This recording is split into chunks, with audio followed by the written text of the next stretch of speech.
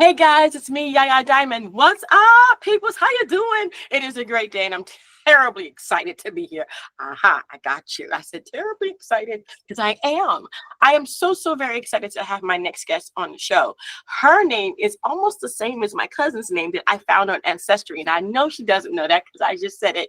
Her name is Ria, and I hope I said that correctly. It's Ria Raymond or Rahaman? Ria Rahaman. Rahaman. I said so. I was close. I was close. Hi, Ria. How are you? I'm fine, thank you. Thank you for having me on your show. Oh, thank you. Thank you. So you have a book out. It's amazing. So many authors out there. And you would think that writing was dead, but it really isn't. And it's Yeah. making a resurface because people are really like grabbing a hold of books nowadays. Instead of going online and going on their tablet, they're trying to get away from that. They're looking at like books again, and I'm so very happy that that's happening. So you have a book called A Whole Lot of Trouble with a Little Bit of Hell. And that sounds like life. Tell me about this. How did you become an author?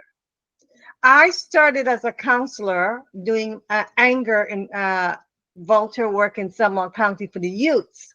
And I realized just about everybody has anger. So I wrote this series of anger control management and I implemented. And then when Mm, I'm done, I kind of felt, what? My life was empty. So I was recovering from a car accident, and my friend said to me, he said, you know, Joe was my friend, and he said to me, write about something that you know about.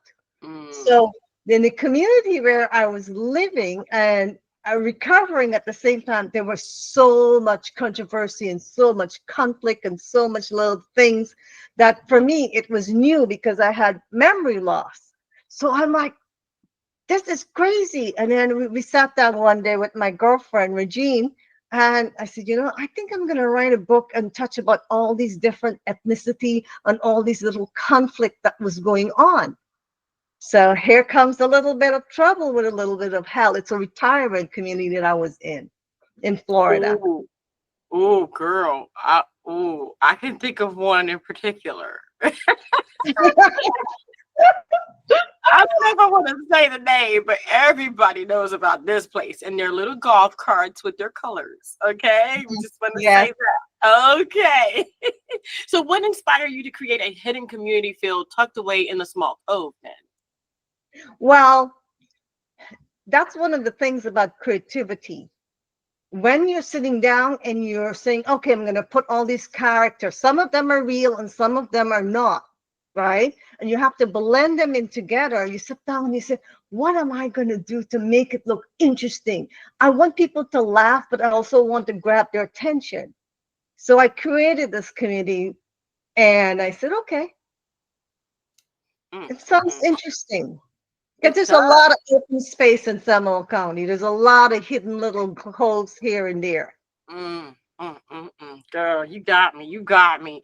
All right. So I'm just thinking here and I'm going like, okay, this story's got a lot more to do with all kind of little webs of deception and mass conspiracies. Okay. Can you tell me more about how these themes play out? Well, there was three of us there, three girls, and we were always hanging out at the pool because Regine also was recovering from her surgery, and then there was another one who was there. She works and she comes in, and we would sit at the pool and we chit chat, and people would come and start joining us there, and they're all bringing their stories. So one day, the one who was working, I thought she was a friend. She started doing this double crossing, backstabbing stuff. And I'm like, I should write a story about this and put a bullet in her head for what she's doing in my story. Because at the time, you have to understand, I was trying to learn about remorse and compassion and build my life again. So I start writing. And these other people who were racist, and this one was carrying a concealed weapon because he's afraid of this. And I'm like, what's wrong with you people? So I start putting all of this together in different chapters, but I made my chapter Girl. small, and I Mm, touched on a lot of the controversy. A lot of the things that were said was basically true, and some of them I just Said, look, it's a book, it's a fictional book, you know, I can do whatever I want to do. So the three girls, and then when she died, I pulled in a total different character altogether. So it was Right. based on three friends. Wow. Oh my gosh. And Girlfriend. their everyday story, and the people are living in the retirement community Hmm. and different things. My goodness. My goodness. You know, you're right. It's like there's so many different characters in your own life, you know. I have this thing. I'm like, I'm the romantic kind of person, but I'm also like on the other side, like superhero kind of thing. And I understand the writing in a little bit, but I don't understand the complexity of how you can develop characters. Was it hard for you to develop the outside character rather than developing characters that are in real life? No, because when each one of the girls have a partner, there's a lot of romance in there. Because I love romance. I also like a little bit of complicity, and how my thing is, it's not what you have in common, it's how you work with the differences. That's my goal in everything, with every people, place, and things.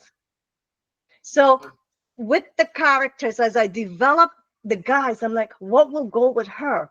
And I would discuss it with Regine, and Regine says, oh, I like this and I like that. And I'm like, okay. And I says, and so I build these characters into to have their differences, but at the same time, they know they're mature enough to work it out. Wow. Wow. Do you find that okay, so like being a romantic, right? And Hmm. and loving romance. Do you find that in the books romance is kind of reflective of real life, or do you sweeten it up a little bit more? Because I mean, women love romance. But are we looking at it in a different way, or are we looking at it in the wrong way? Are we missing romance in our real life that is amplified in books that is really in real life? Do you understand what I'm trying to say? Yes, yeah. Some of it yes, and some of it no.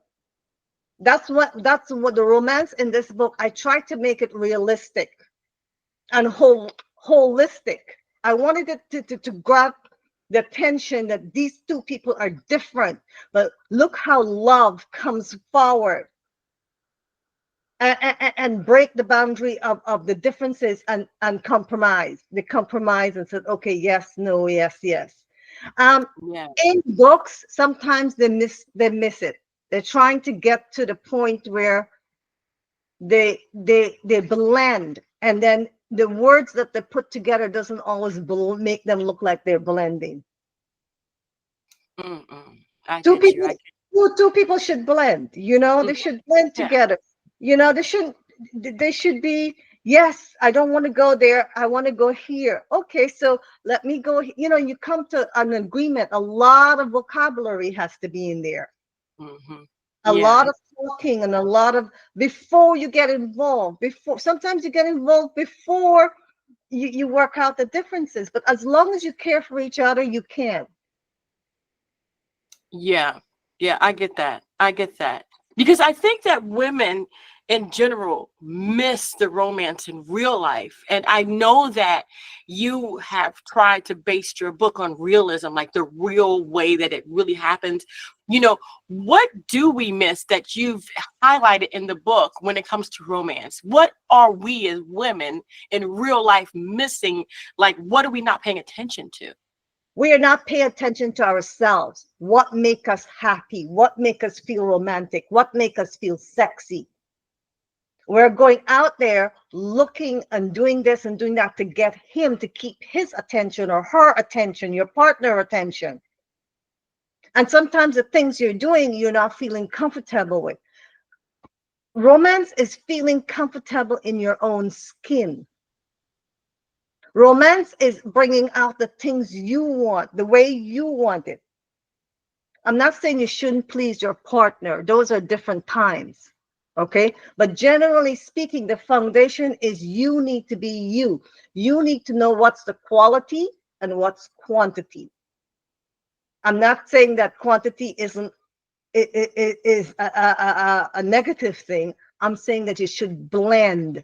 Sometimes yes, sometimes no. Sometimes it's fun. Romance is laughter. Romance is just looking at each other and grinning. It's silly. It's beautiful. It at the same time it's serious. You two are one on one. You and your partner are one on one. And when I'm Yeah, talking about partner, I mean if you're an LGBTQ population or straight, it doesn't matter. Your partner is your partner. right. Yeah, You know, definitely. right? Yeah. You should be able to say, okay, I'm serious about this, but how can I make it work Mm, for me? And yeah. then when you figure out what you want and where you want to go, then you say, okay, here you tell your partner, here is what works for me. What works for you? Yeah. Yeah. That's romantic. That's romance. It is. It It's the is. foundation of what's to come. It is. Definitely. So your writing process is more of a realism than it is a fiction. Yes. In the romance department, I would say yes. Okay, so then what other department were you able to pull from? Like maybe experience, maybe other movies, other books that you've read for the actual fictional part of it. Well, I did I wrote other books called Anger Control Management and different sequences that I've done, right?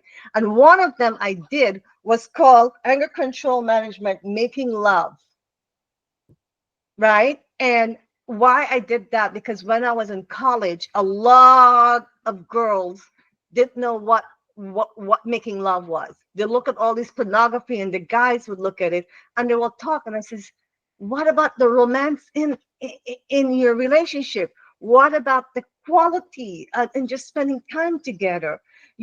Holding hands and giggling and walking down or something like that. You don't always have to spend money.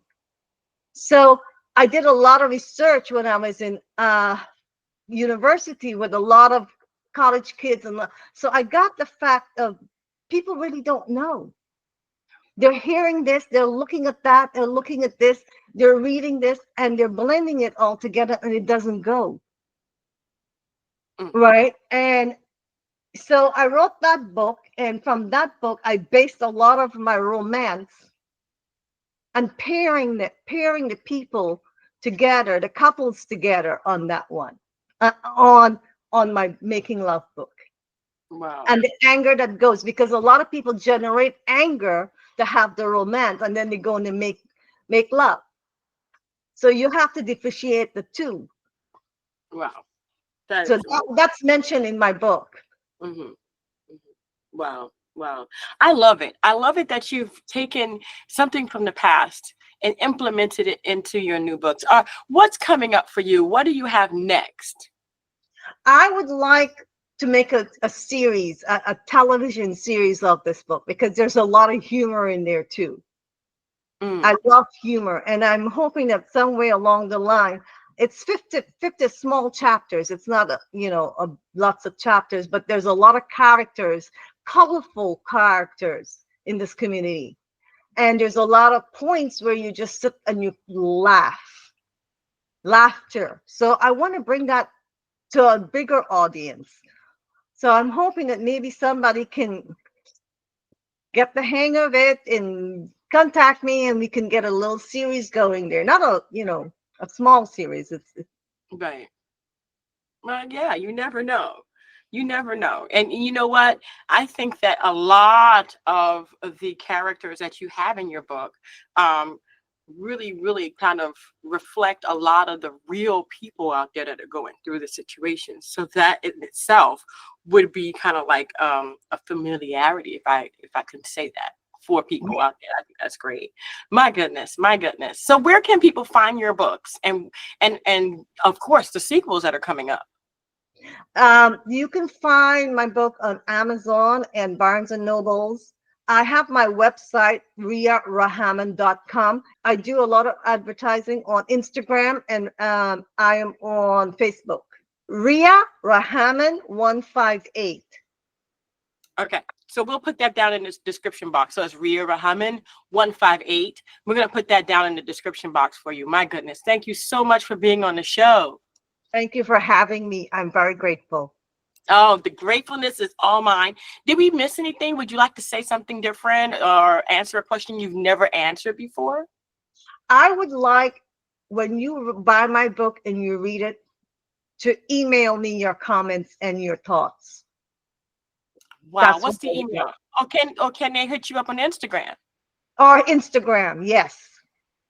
And you were gonna say something? I said, or on Facebook. There you go. On Facebook. Is it Ria Rahaman on Facebook as Yes, well? Okay, correct. great. I want to thank you guys so much for tuning in. Don't forget to dare to be different, but most of all, don't forget to go and check out that book for yourself. That is A Whole Lot of Trouble with a Little Bit of Hell by Ria Rahaman. And we're going to put those links and the Instagram in the description box wherever you may be watching. I want to thank you guys so much for tuning in, and don't forget to dare to be different. Until next time, guys. Bye.